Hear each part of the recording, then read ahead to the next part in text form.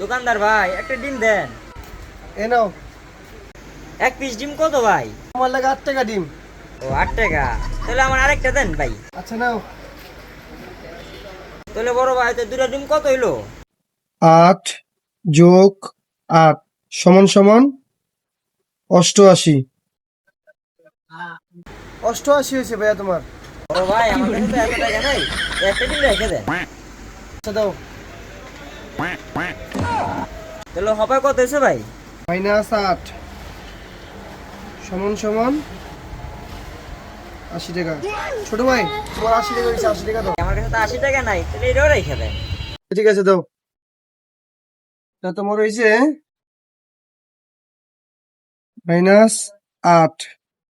তা তোমার থাকে হয়েছে 72 টাকা। ছোট ভাই তা তোমার 72 টাকা হয়েছে। 72। এই ভাই আমি তো কিছু দিলাম না, 72টা হয় কেমনে? ওয়াপ এটা আমার ভুল ধরতে আইছস। আচ্ছা 20 বছর দোকানদারি করতেছি, কি আসবে না ভুল ধরতে পারে না। তুই আমার ভুল ধরতে আইছস।